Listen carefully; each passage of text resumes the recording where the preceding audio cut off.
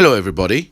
My name is Daddy Marco, or at least that's how Alexandra Bauer calls me.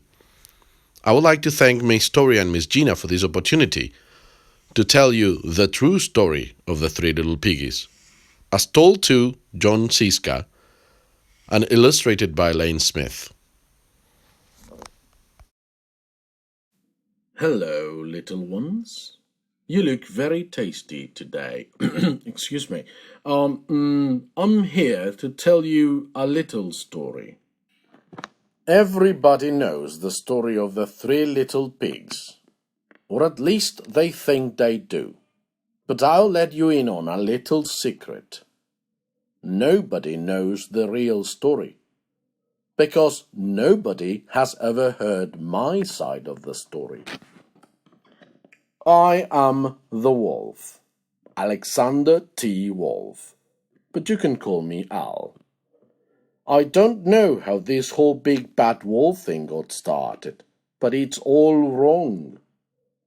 Maybe it's because of our diet. Hey, it's not my fault wolves eat cute little animals like bunnies and sheep and pigs. That's just the way we are. If cheeseburgers were cute, folks would probably think you were big and bad too. But like I was saying, the whole big bad wolf thing is all wrong.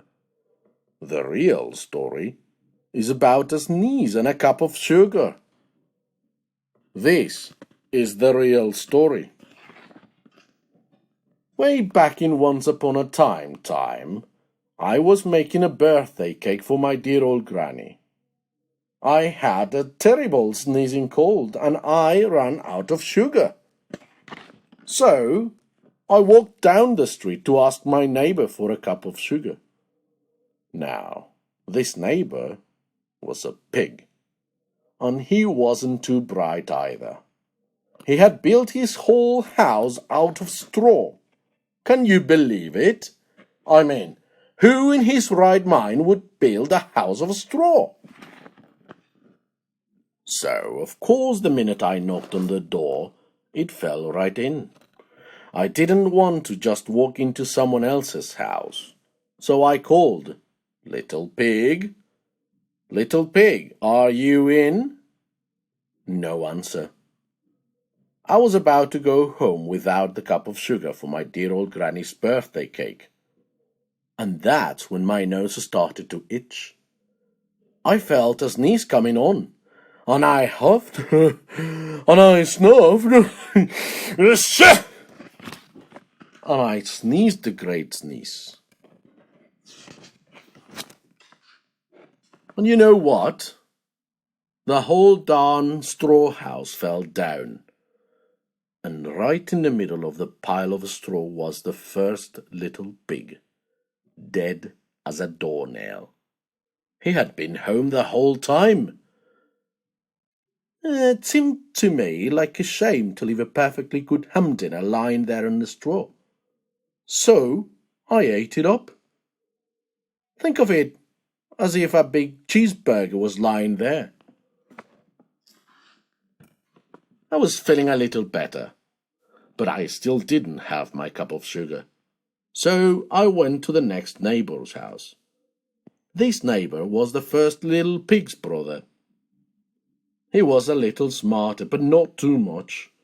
He had built his house of sticks. I rang on the bell on the stick house. Nobody answered. I called, "Mr. Pig, Mr. Pig, are you in?" And he yelled back, "Go away, Wolf, you can come in. I'm shaving the hairs on my chinny chin chin." I had just grabbed the doorknob when I felt another sneeze coming on. And I huffed, and I snuffed, and I tried to cover my mouth, but I sneezed a great sneeze. And you are not going to believe it, but this guy's house fell down just like his brother's. When the dust cleared, there was the second little pig, dead as a doornail. Wolf's honor. Now, you know food will spoil if you just leave it out in the open. So I did the only thing there was to do. I had dinner again. Think of it as a second helping. I was getting awfully full, but my cold was feeling a little better. And I still didn't have that cup of sugar for my dear old granny's birthday cake. So I went to the next house.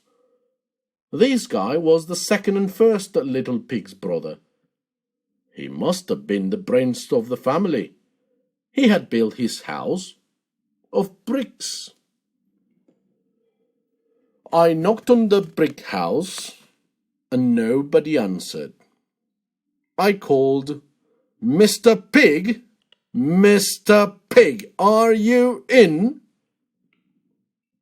And you know what the rude little porker answered? "Get out of here, Wolf! Don't bother me again!" Talk about impolite. He probably had a whole sack full of sugar, and he wouldn't even give me one little cup for my dear old sweet granny's birthday cake. What a pig! I was about to go home and maybe make a nice birthday card instead of a cake when I felt my cold coming on. And I huffed, and I snuffed, and I sneezed once again. Then the third little pig yelled, "And your granny can sit on a pin!" Now, I'm usually a pretty calm fellow, but when somebody talks about my granny like that, I go a little crazy.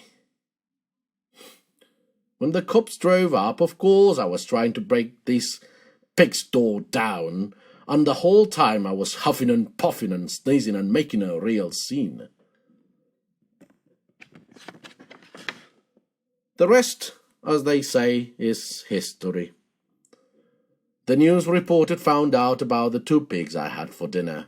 They figured a sick guy going to borrow a cup of sugar didn't sound very exciting, so they just upped the story with all that huff and puff and blow your house down. And they made me the big bad wolf. That's it. The real story. I was framed. But maybe you could loan me a cup of sugar. Well, that is the end. Thank you very much for all your attention, and I hope that you liked it a lot. And don't forget about it. Perhaps you can loan a cup of sugar